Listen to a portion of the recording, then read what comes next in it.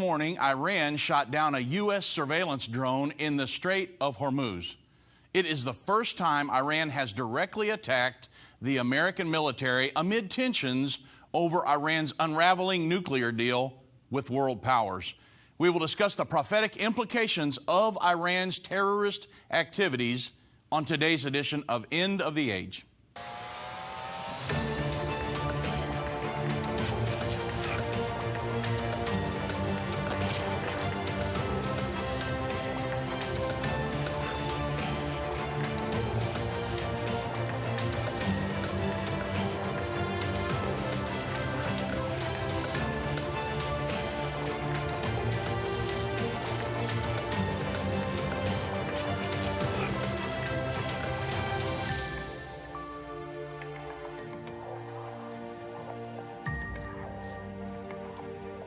Well, good afternoon, everybody. I'm Dave Robbins with Endtime Ministries. Thank you for joining me on this edition of End of the Age.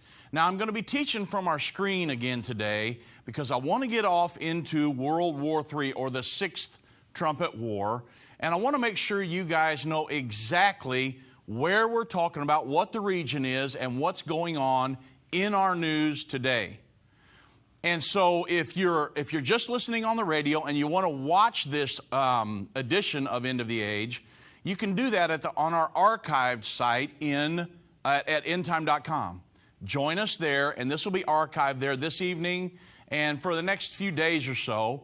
And you can watch this and look at the maps and different things. It's something new that I'm trying out, moving into teaching off of this screen because it's a lot more visual, a lot more interactive. And I had, last couple times I did it, everybody really liked it. So that's what we're going for. And we'll see how it goes. I really am comfortable teaching Bible studies like this. And so maybe this will help you guys to teach some of your Bible studies. It's really a lot more effective to be able to show people graphics and things like that.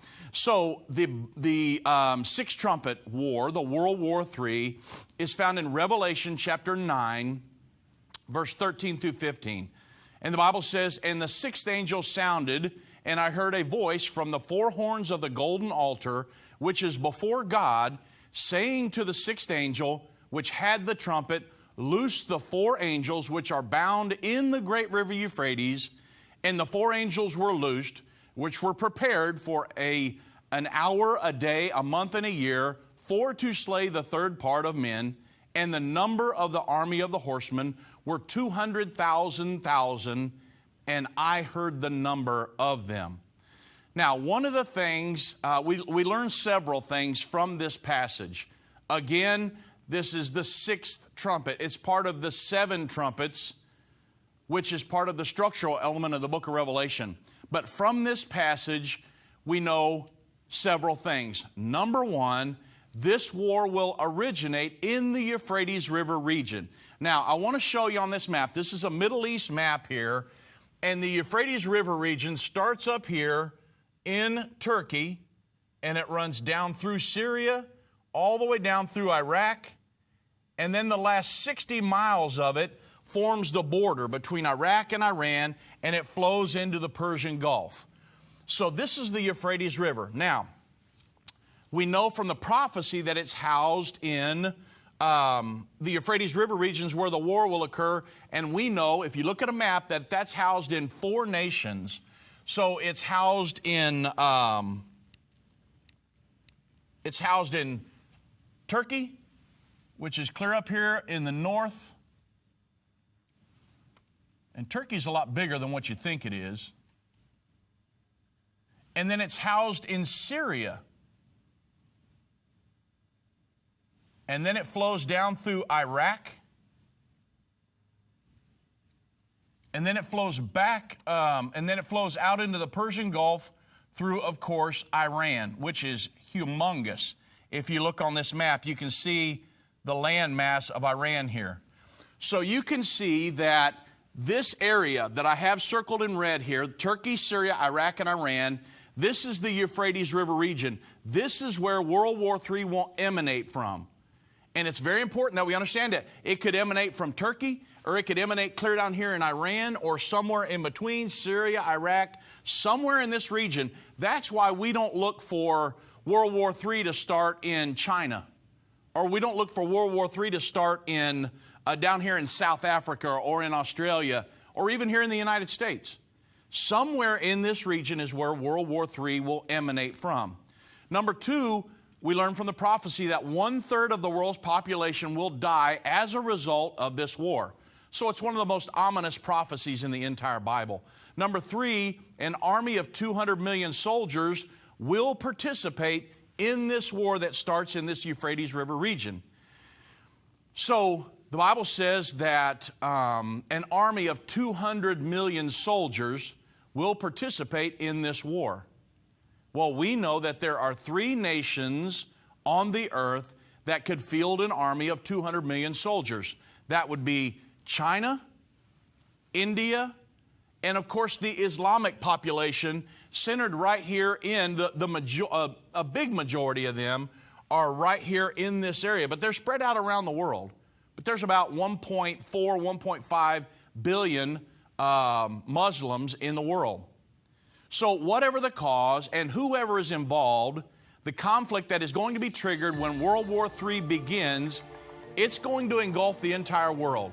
And it's going to kill 2.5 billion human beings.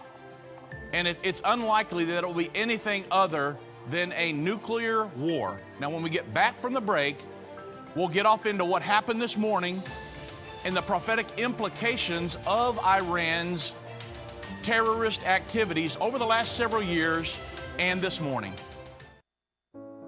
We've seen Bible prophecy fulfilled like never before. From the halls of the United Nations to the Temple Mount in Jerusalem, Endtime Ministries continues to reveal the Bible prophecy in the news headlines around the world every day. Whether it's through our broadcast or online at our Jerusalem Prophecy College, your gifts enable us to put vital materials in the hands of those who need it most.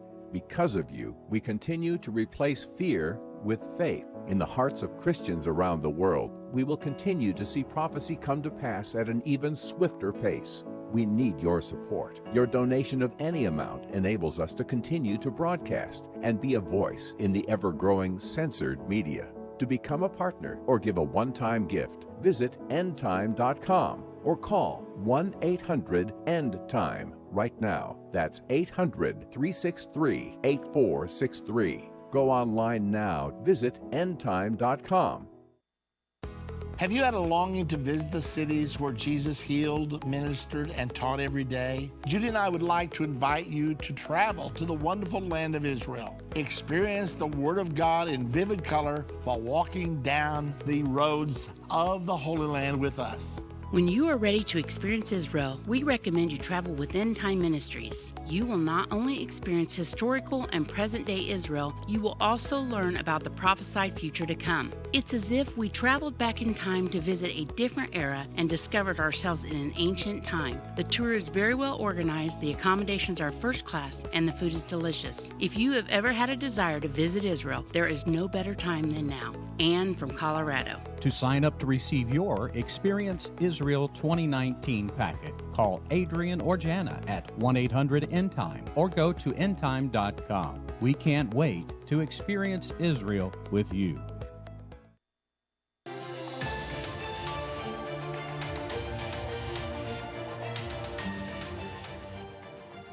So, as you can see, I mean, there's a huge landmass here, but it's really, compared to the rest of the world, it's really small. And this is where we know prophetically, and that's why the prophecies are very important that we understand them. They help us to know what's coming in the near future. And so this landmass right here that I've got circled in red, that's where World War III will emanate from. That's why we watch this place so closely. Before I get into it, though, I got to announce that this coming Saturday, Irvin Baxter is going to be teaching a prophecy conference in Donovan, Missouri. He's going to be teaching on America's God-given destiny, and that's June 22nd, 6 p.m. That's at the West Point UPC, Route 1, Box 1105. And then on Sunday morning, the 23rd, at 10 a.m., he's going to be teaching Breaking Prophetic Fulfillments. And that, again, that's West Point UPC, Route 1, Box 1105, Donovan, Missouri. Okay, so The Sun reported on May 22nd. Let's get off into some of Iran's activity and what the world views as a nuclear option. I'll get into that here in a minute too. A lot of people have said, hey, after Hiroshima and Nagasaki, that's never going to happen again.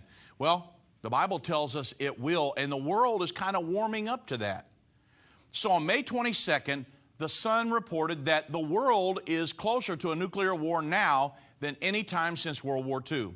Renata Dewan, the director of the UN Institute for Disarmament and Research, she said that all states with nuclear weapons are modernizing them, increasing the threat of a future apocalypse. And she said it's important to recognize that the risks of nuclear war are particularly high now, and the risk of the use of nuclear weapons are higher now than at any time since World War II.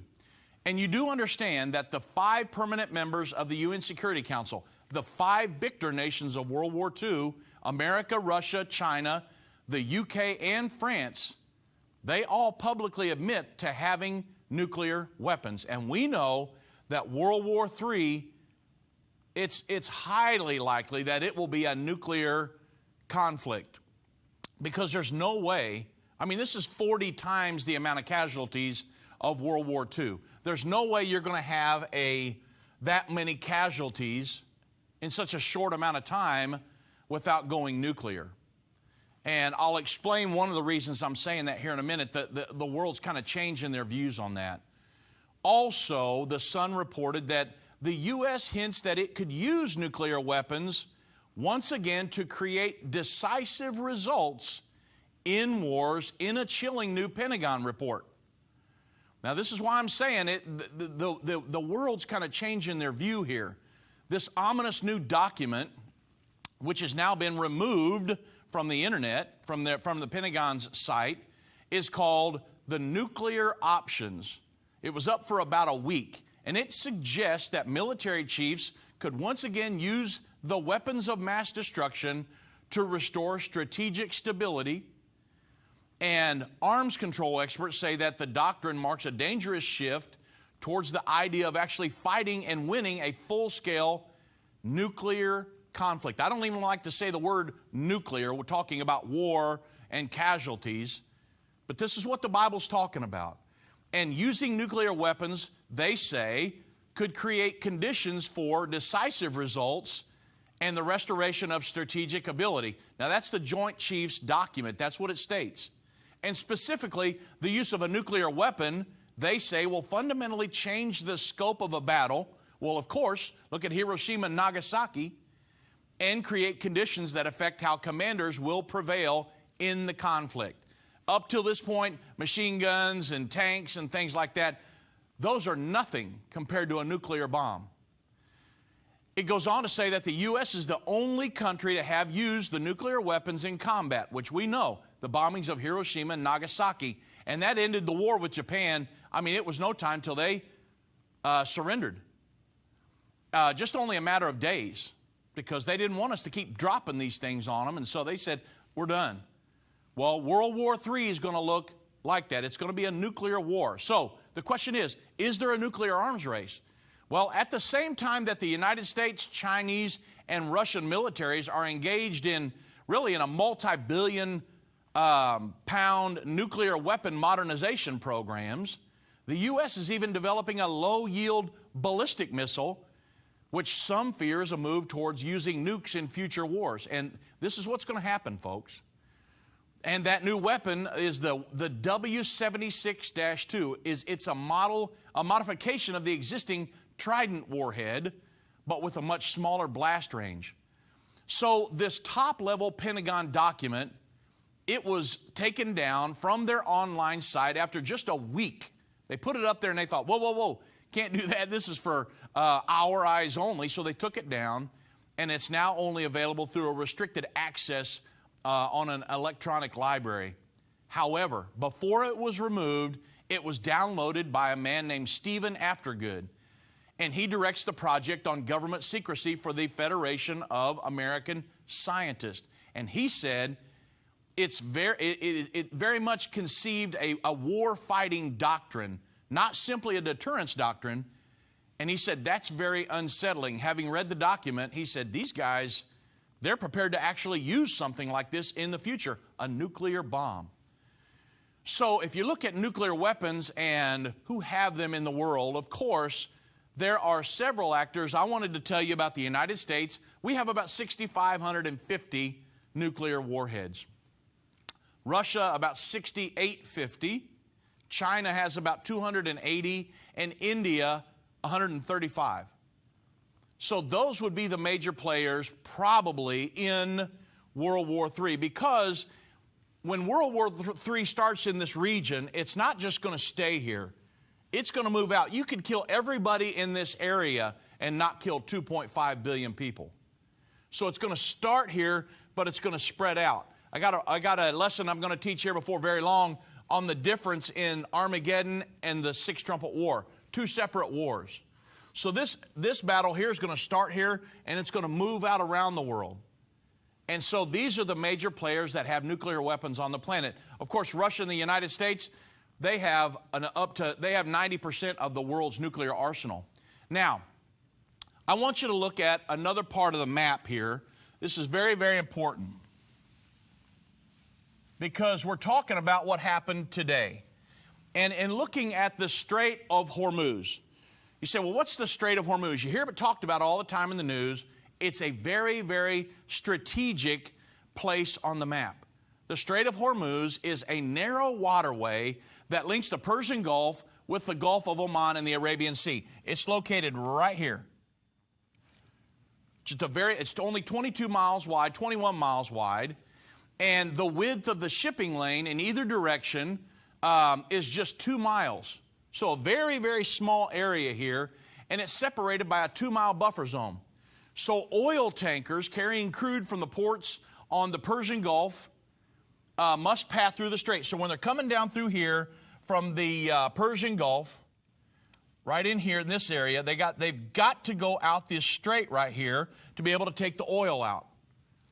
And so about 18.5 million barrels a day of crude and refined products move through this area over the last couple of years, every day. And I think it's more than that now. And nearly a third of all the seaborne traded oil and almost 20% of all the crude produced globally, according to the U.S. Energy Information and Administration, flows through this little strait right here on the map. You can see it. And so, very important here. It flows through this map, or this little strait right here. And so you can check it out. That makes the Strait of Hormuz the world's most sensitive oil transportation choke point, right in here. And so then we've got to talk about another strait, Bab el-Mandeb Strait, and that sees about 5 million barrels per day of oil. It's located right here. So there's two straits right here. One between Iran and the United Arab Emirates and Oman, and one between Yemen and when you get over into Africa right here. These two straits, Iran wants to control. So they've said, hey, if because of the nuclear breakdown of the nuclear treaty and different things, we're not going to allow oil to flow through here. Well, Donald Trump in the United States has said, oh, yes, you are. And we're going to make sure that it's going to flow through here. So this is where the conflict, this is where the drone was shot down. And then this right here, you understand that Iran's trying to control this strait, so they work with the Houthis. They support the Houthis, one of their terrorist proxies, in Yemen right here. This is where just a year or two ago, a Navy SEAL was killed right down here in Yemen. And you say, well, what was really happening? Because the Navy SEALs and different things, they were making moves here because of Iran and their proxies, the Houthis. They were all trying to control this strait right here, the Mandeb Straits, the Bab el-Mandeb Straits. So Iran wants to control both of these straits. It's a very strategic spot here. So now, the Fox News says the U.S. Navy drone was shot down over this missile. They shot this drone right down in this area right right in this area right here, the Straits of Hormuz. And so, right in here, this is where the drone was shot down. And it was over the Straits of Hormuz in an unprovoked attack by that Central Command is talking about. A U.S. Navy high-altitude drone was shot down Thursday by an Iranian surface-to-air missile over the Strait of Hormuz amid the heightened tensions in the region after last week's attack on 2 oil tankers, according to these military officials. This is where it happened. And U.S. Central Command said in a statement that a U.S. Navy Broad Area Maritime Surveillance ISR aircraft, the drone, known as a BMSD, was shot down by an Iranian surface-to-air missile system while operating in international airspace over this strait. Iran also tried to shoot down another drone, but it missed. And the high-altitude drone can fly up to 60,000 feet or 11 miles in altitude, and it can loiter for 30 hours at a time. And of course, what were we using it for? Well, it's used to spy on the Iranian military communications and track shipping in the busy waterways right here. And each drone cost about $180 million. Besides the drone incident, U.S. officials have stated that the Iranian-backed forces fired cruise missiles Wednesday night into Saudi Arabia, hitting a power plant. Saudi Arabia is right in here, this big, huge land mass right here. Here's Iran. They fired it over in here and hit a power plant. And the attacks came against the backdrop of a heightened tensions between the U.S. and Iran following President Donald Trump's decision to withdraw from the nuclear deal a year ago. Now, one thing I might add, you know the Bahrain conference here. The Bahrain conference that's happening Monday. It's located right here. Right here's Bahrain, and there's Manama. So that's where it's located. Well, look where Iran's at. So you understand why Saudi Arabia wants to participate in this and many of the other Arab nations, because Iran is trying to control this whole Middle East area. And so they said, yes, we're going to participate in this Peace and Prosperity Summit. And so they're all meeting right here, right on the shores of the Persian Gulf. They're on the western side, Iran's on the eastern side. So you can see how strategic that is. It's not a coincidence that they had it right there. And so another thing is that one of Iran's grand strategies. So let me talk to you about this here for just a moment. I'm going to switch maps. And so the strategy of Iran and its allies is to show, because there's so much more going on here than just a drone being shot down. Iran wants to control the Middle East and the oil. And so the strategy of Iran and its allies is to show that they can set the Middle East ablaze anytime they want to. So from Lebanon, right in here, to Syria and Iraq and Yemen and the Gulf of Oman. So Yemen clear down here, back on the other map, it's right down here at the bottom. The Gulf of Oman out in here. They want to be able to control everything. Iran faces off against the U.S. and its allies, all in these regions here, anytime they can, and Israel, because you understand they also control, they fund Hamas, which is right down here. This is Israel right here. They also fund Hamas, which is right down here in Gaza. So they're all over the place here. And of course, you got big Iran here. And so they control most of this. For instance, an airstrike hit Tel Ahara, which is right down here south of Damascus. So let me change colors here. So Al Ahara, they hit one here. An airstrike hit that on June 12, okay? Today's what, the 20th. So 8 days ago, they bombed here. And then the mountain contained an observation area for the Syrian regime and its allies, including groups linked to Iran. The next day, Iran's Islamic Revolutionary Guard, they were accused of attacking 2 oil tankers in the Gulf of Yemen. So clear down here, let me jump back maps. So clear down here in the Gulf of Yemen, right down in here. So you can see, you've got Tel Ahar, which is right up in here. And then you've got the Gulf of Yemen right down here. And then also this morning they bombed a drone right here. So you can see how much land that they're, a landmass that they're covering here. They want to let everybody know we can do whatever we want in the Middle East. And the incidents, they were several thousand kilometers apart. And it helps us to understand that the scale of the battlefield that links Iran and its proxies throughout the Middle East, pitting them against America's allies. And so on one side of the conflict, let me see if I can get this erased here, because I want to show you something very important. On the side of their proxies, Iran's proxies, the conflict is Iran. On their side is pro-Iranian Shiite militias in Iraq, which is here.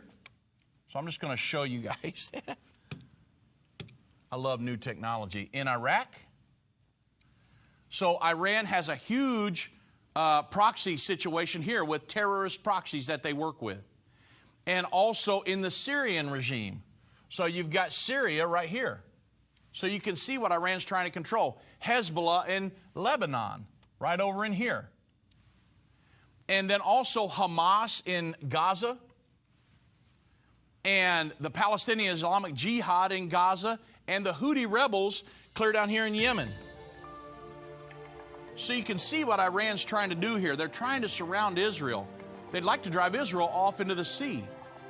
And so it's very important that we understand what Iran is trying to do and their proxies that they have. Now, they've got proxies in more nations than just this. This is just the Middle East.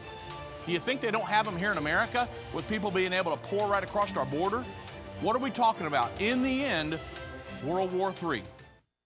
Move Mountains with Irvin Baxter. This book by Irvin's grandson provides 30 days of devotion that will enhance your relationship with God and others. Authentic illustrations from early morning devotions at Endtime will help you find your purpose and eliminate fears. Commit to taking this 30-day journey and experience real life change. Get your book for only $14.99. Call 1-800-363-8463 or go to endtime.com/move.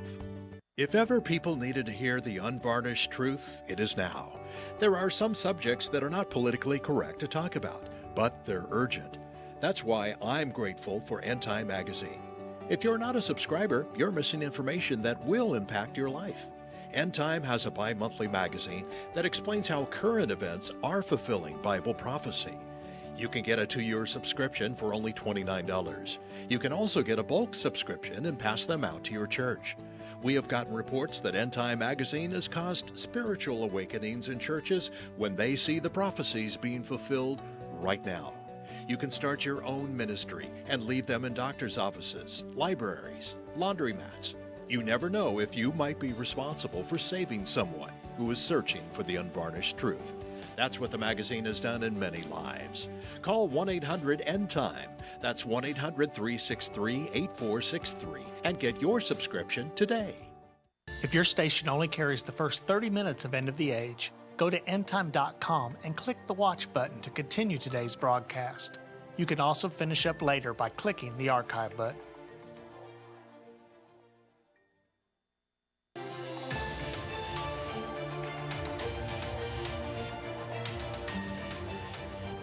You know, in thinking about World War III, because we're looking at this through the eyes of Bible prophecy, I'm not just looking at a drone that was shot down by Iran this morning.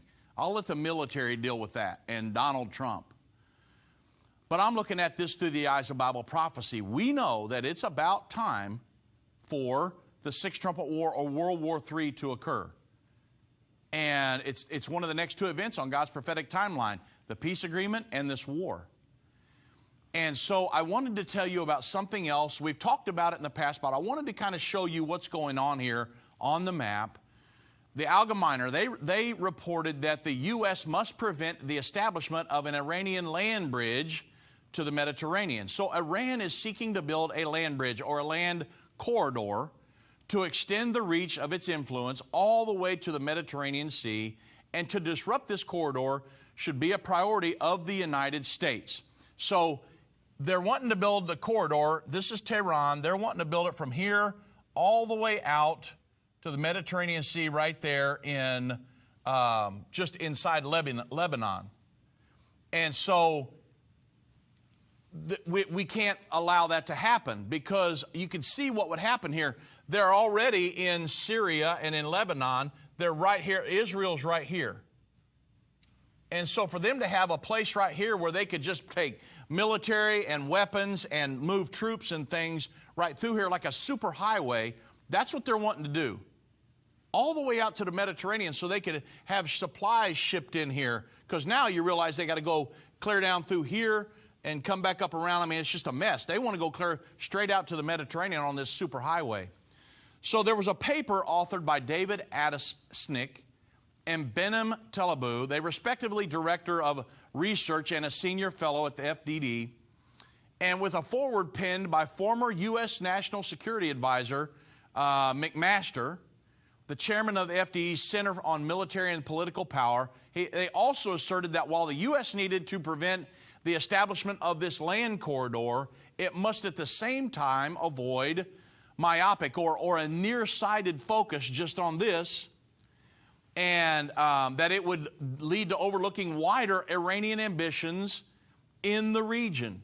So not only just this, but in the entire region here. And this has been happening for years. None of this stuff started overnight. Iran is seeking a land route as a means of transferring troops, weapons, even cash to its proxies through here, because the existing air route is vulnerable to disruption. All you got to do is shoot the plane down. They want a super highway that they can just travel anytime they want and move this stuff. And one of the advantages for Iran or this land corridor would be its enabling of an increase of shipments of weapons to Tehran's regime's proxies, Hezbollah in Lebanon, and the Syrian Golan up in here, and to threaten Israel, obviously, is what they're wanting to do.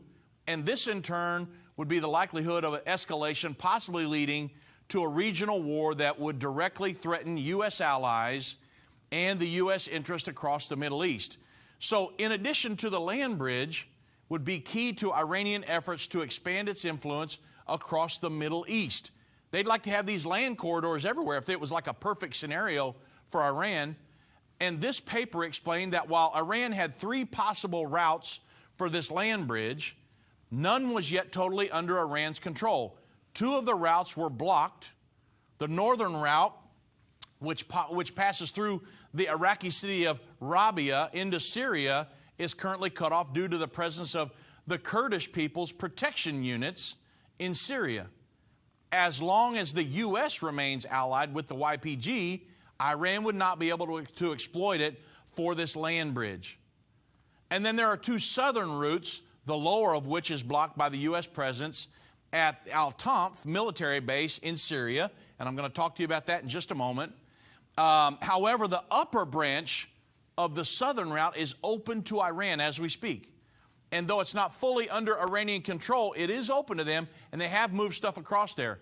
Israeli airstrikes on the Syrian town of Abu Kamal last year reportedly killed 20 members of the pro-Iranian Iraqi militia group Hezbollah.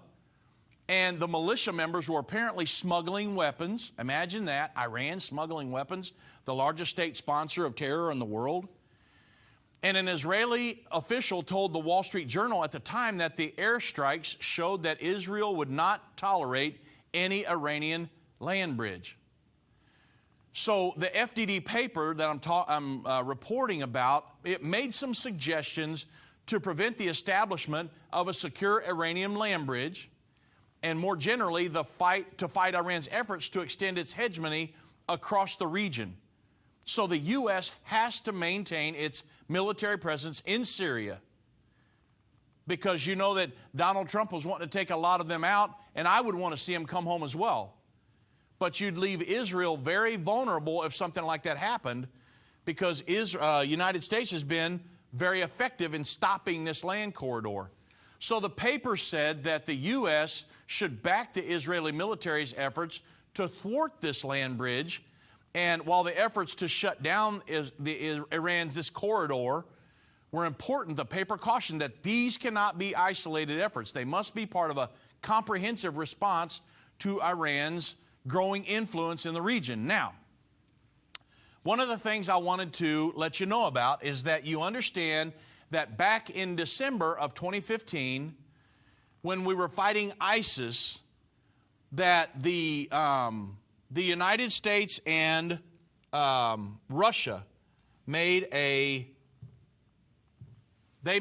pact. Vladimir Putin and Obama made a pact that in fighting ISIS, that the United States would control of the Euphrates River runs down through here, that we would control the eastern part of Syria, and that Russia would control the western part in fighting ISIS. Because there was a couple times where we had fighter jets that almost hit each other and things like that, and they thought, whoa, we need to, come up with an agreement here because we're going to be going to war against each other. We don't want that. We're fighting ISIS. So the United States covered the eastern part of Syria. Russia covered the western part. Well, because of the troops that we had there, we were able to thwart this land corridor that Iran wanted to establish between Tehran and Lebanon. And if we pulled all our troops out of there, then the people that we were working with there to fight against that, they would be left alone with no U.S. help to stop this land bridge or this land corridor. So we still have some troops there, and we're working with people that are natives there to help stem this thing. So this is some of the things that have been going on. You don't hear about it in the news all the time, but this is what Iran's been trying to do. They want to surround Israel. They like to control all of this. And so that is, but what are we talking about here? What's the big picture? World War III. Where is World War III going to emanate from? This Euphrates River region right here. That's what we're talking about. So it's very important that we understand what's going on behind the scenes. The news, not every news station talks about all this stuff all the time. So you're sitting over here in the dark. All you hear about is, hey, a drone got shot down this morning. And you get all up in arms and, well, if you really knew what was going on, you might be writing Donald Trump and saying, hey, we've got to do something here. Because, that Iran is trying to control this whole area. So it's very, very important that we talk about this stuff because, listen, this war is going to happen. And there's not 0.1% that it won't happen. It's prophesied in the Bible. It absolutely will happen. So the question is, one of the questions, why all the attention on Iran? Well, number one, Iran wants nuclear weapons. Israel knows that one bomb will destroy their country, and a past president of Iran said repeatedly that they want to wipe Israel off the map. In January of this year, Ynet News reported that hours after Israeli warplanes launched a massive early morning attack on Iranian targets in Syria, and a day after Iranian fighters fired a surface-to-surface missile at the northern Golan Heights, the Israeli bombardment, which targeted an airport in Damascus in retaliation, killed at least 11 pro-regime fighters. And we found this out by a Syrian Observatory for Human Rights and a UK-based monitor organization. And what happened as a result? Well, the Iranian Brigadier General Aziz Nazera, he said that the young people in the Air Force are fully ready and impatient to confront the Zionist regime and to eliminate it from the earth. Iran wants to destroy Israel. So consider, they're the largest state sponsor of terrorism on the planet. Consider past terrorist acts committed by Iran, and then think about Iran acquiring a nuclear weapon. Now, the United Against Nuclear Iran, they put out a timeline. I'm not going to give you every instance on that timeline. I don't have enough time on the program to do that, all the things that Iran has done over the years. But just a few things I wanted to point out to give you the gravity of the situation, because there are people that are looking back at these instances and saying, okay, Iran is kind of building up a list of terrorist acts here, and there's only one way to deal with somebody like that. And so since the Iran hostage crisis in '79, one of the defining hallmarks of the Iranian regime has been its habitual use of terrorist acts against the United States and its allies throughout the world, and its ties to terrorist organizations. In addition to carrying out direct attacks, Iran has committed terrorism by proxy through Hezbollah, Hamas, all throughout the Middle East, militias in Iraq, the Taliban, Syria, Bahrain even, which is where this meeting is going to be held Monday and Tuesday, and the Gulf, and a plethora of other terrorist groups in different parts of the world. Iran has a long history of terrorist attacks against the U.S. and other Western countries, carrying out bombings, abductions, and hijackings. Think about it. We're looking back at the history of what's going on here. This is not just Donald Trump possibly going to war over a drone. See what I'm saying? There's a huge history here. Think about it. November 4th, 1979, there was in 81, the Iran hostage crisis. In 82 through 92, the Lebanon hostage crisis. In April 18th, 1983, the U.S. Embassy bombing in Beirut. 63 people, including 17 Americans, were killed and more than 100 injured when a suicide bomber rammed a truck carrying 2,000 pounds of explosives into the U.S. Embassy in Beirut. On October 23rd, 83, Beirut barracks bombings that 241 U.S. Marines were killed and over 100 wounded when an Iranian suicide bomber drove a truck carrying an equivalent of 15,000 to 21,000 pounds of dynamite into the U.S. Marine barracks at Beirut International Airport. Now, do you think these guys aren't looking back at some of this stuff when they're looking at Iran? December of 83, the U.S. Embassy bombing in Kuwait. September of 84, bombing of the U.S. Embassy Annex in East Beirut.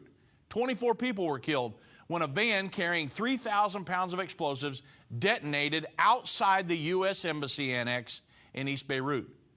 In 85, the hijacking of the TWA Flight 847. On the morning of June 14th, in 85, members of the Iran-backed Hezbollah hijacked the TWA flight in order to gain leverage in their demands for the release of Shia prisoners held in Kuwait, Israel, and Spain. Folks, these people will stop at nothing to get what they want. And so it's very important that we talk about it. World War III is going to emanate out of this region in just the near future, according to the prophecies. Many Christians admit end-time Bible prophecy is very complex and difficult to understand, and for some, a little bit scary. But what if you could understand Bible prophecy? What if you could know what will happen and how the United States will play a key role during end-time events? When you call today and get Understanding the End Time DVD curriculum, you can have peace about what is to come while understanding the prophetic events that appear in our headlines every day. When you call or go online to endtime.com and order, you'll learn the answer to the biggest prophecy question of all. Will the rapture take place, and when will it happen? This 14-part DVD series is the definitive end-time prophecy Bible study available. And for this limited time, you can get it for just $149. Don't miss this special offer. Understanding the End Time. Call now. 1-800-363-8463. That's 1-800-END-TIME. Or go to endtime.com today.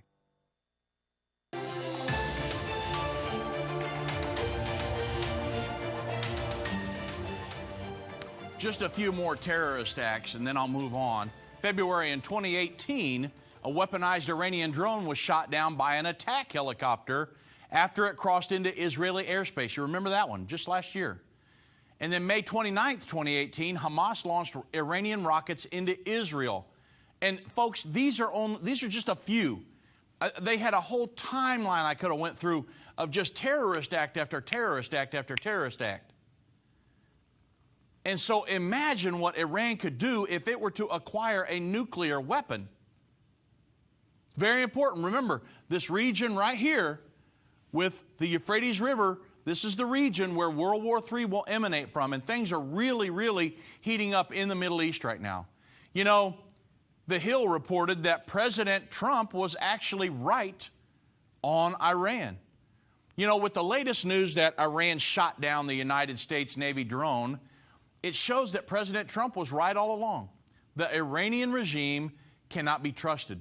And appeasement, and look at just the small list of terrorist activity over the years against the United States. And they can't be trusted. And the appeasement was never a practical and realistic solution anyway. When President Trump announced the American withdrawal from the nuclear deal last year, his political opponents, man, they criticized his strategy, and they argued that the agreement signed under President Obama was the only way to contain Iranian nuclear ambitions. But since then, Iran has demonstrated that the skepticism that President Trump has had of the appeasement policy of Obama was in fact entirely justified. President Trump clearly understood that Tehran was only using the agreement, that nuclear agreement, as a cover to continue advancing its nuclear aspirations, and that it had no intention of modifying its behavior. Likewise, the agreement did not effectively address other nefarious Iran geopolitical activities as well throughout the Middle East, offering no meaningful incentive to prevent Iran from sponsoring terrorist organizations or threatening American allies across the region. You understand, they've threatened to bomb our troops that are stationed throughout the Middle East. So when Donald Trump's looking at the whole thing here. He's just not looking at this drone. And when Donald Trump withdrew from the agreement, he explained, he said the Iran deal was supposed to protect the United States and our allies from the lunacy of an Iranian nuclear bomb, a weapon that is only going to endanger the survival of the Iranian regime, and it allowed Iran to continue enriching uranium and over time reach the brink of a nuclear breakout. In other words, the agreement was in reality a solid path for Iran to develop the material and technology to have a weapon within the agreement. And sadly, I might add, his concerns, they were well-founded. Even before Trump abandoned the agreement, Israeli intelligence proved that Iran was lying when it insisted that it only wants nuclear technology for energy production. The Iranians have openly admitted its plans for the breathtaking deal in days.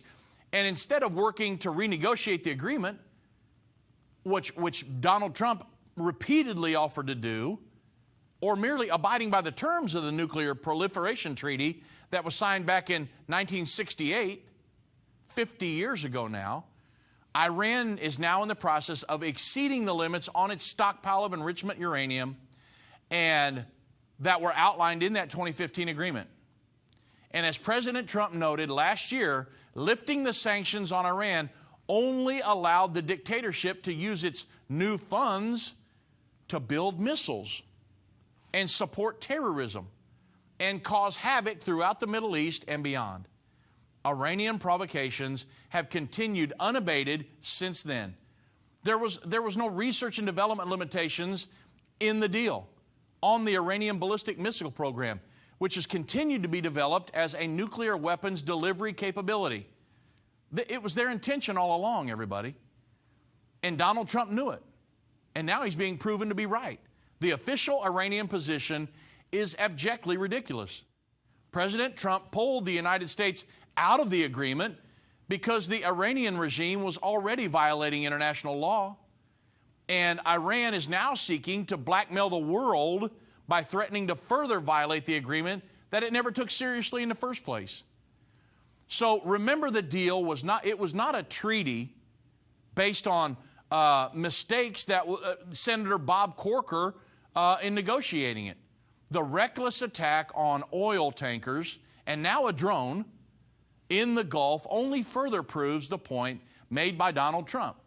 The Iranian authoritarian regime is not interested in peace and diplomacy, so loosening sanctions it's only going to encourage it to act even more aggressively. Withdrawing from the nuclear deal was never going to correct Iranian behavior on its own, but it did end the dangerous practice of rewarding the regime for its belligerence. You remember that President Obama gave them billions of dollars. So American allies around the world must follow the lead in Washington by terminating the nuclear deal. You've got other people that are saying, hey, we should stay in that, even though they know what's going on. They need to reimpose their own sanctions against the regime and demanding an enforceable multilateral agreement that guarantees Iran will never acquire nuclear weapons. Imagine if some of the timeline that I just went through with you, which is just very minimal compared to what they've done, imagine if they would have had nuclear weapons during all of that. It wouldn't have been hundreds killed. Well, imagine in the future if they were to get a nuclear weapon and they say, we need to destroy Israel. Imagine. President Trump was right to kill the nuclear deal, folks. The Iranian totalitarian theocracy is behaving exactly as he predicted it would. And that's where we stand today. Iran is balking under our sanctions, and they're threatening all kinds of havoc, and Donald Trump is saying, not going to happen. And now they just bombed one of our drones down here in the Straits of Hormuz, and Donald Trump is saying, big mistake, you guys just made a big mistake. But Vladimir Putin of Russia, who is an ally of Iran, he's warning us and saying, whoa, you guys be careful now, United States, be careful what you do. So I'm looking at this through the eyes of Bible prophecy, everybody. That's what we're called to do. We're called to explain really what's going on. And I don't have enough programs for the next month to explain every little nuance of what's going on in the Middle East. I tried to big picture it today. But World War III, this sixth trumpet war, the Bible prophesies. You say, well, man, things have heated up over here and died down, heated up, died down. This could die down as well, this situation. I don't think it will, because Iran has been the leading state sponsor of terrorism for years and years, decades now. And now they're trying to acquire nuclear weapons, and Israel and the United States will never, ever, ever allow that to happen. Plus, the Bible says that this war, regardless if it's Iran and the United States or Israel and Iran or whatever, regardless, the Bible prophesies this war is going to happen. So it's going to happen. The Bible says God knows the end from the beginning. He's already seen this happen. And so it's going to happen regardless if it's this situation or another. We just want to keep you abreast of the situation. Where is it going to happen according to Scripture? Again, the Euphrates River here is housed in Turkey, Syria, Iraq, and Iran. It's going to emanate right out of this region right here. When will it happen? It's one of the next two prophecies to occur on God's prophetic timeline. The Bible tells us that it also tells us that it's going to occur prior to the Great Tribulation. If you understand the timeline that we've been given and the final 7 years, we are just prior to entering the final 7 years. The Great Tribulation is the last 3.5 years of that. So we can prove scripturally that this war will happen before the Great Tribulation. So that's kind of where we're at on a biblical timeline. We're right there. The next two prophecies are this war and the peace agreement. Okay, so one of the questions we get a lot, who's going to fight this war? Well, there's many nations that will fight it. The prophecy says an army of 200 million soldiers will participate in this war.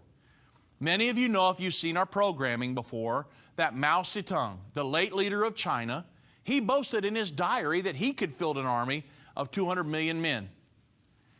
Well, Revelation 9:16 says that the number of the army of the horsemen were 200,000 or 200 million. And I heard the number of them. So it's no coincidence that a godless atheist man, Mao Zedong, would say the very number for his army that is the same number of the army found in Revelation 9:16.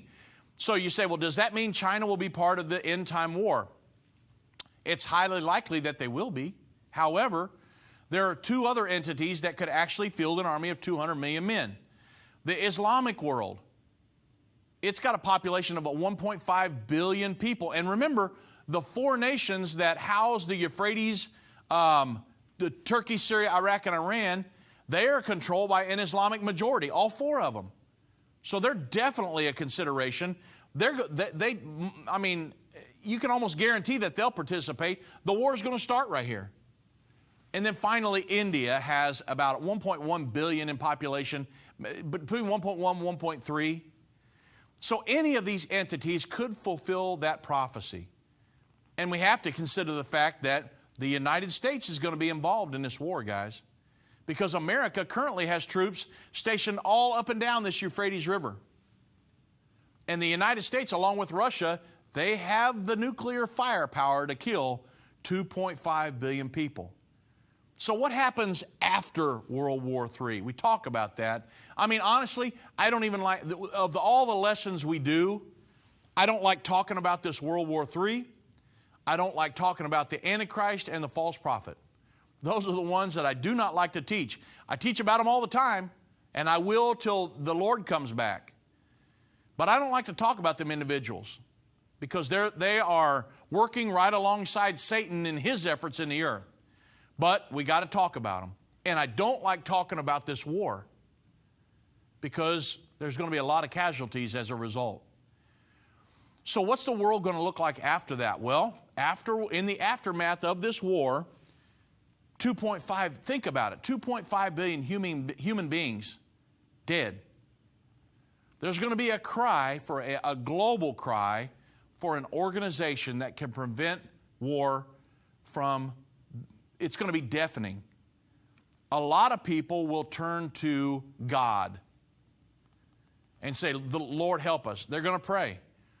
And they're going to turn to God and ask Him for help. But think of the current situation on the earth today. Most people do not pray. They just don't.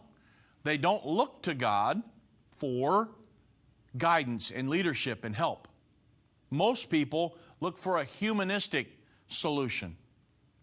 So when something like this catastrophe happens, the Bible says most of the world will follow after this world governing body and this Antichrist that will come on the scenes right after this world war.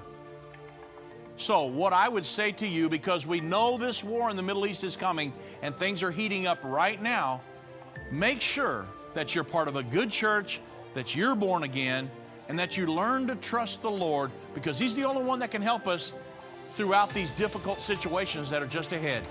God bless each of you, and thank you for joining me today on End of the Age.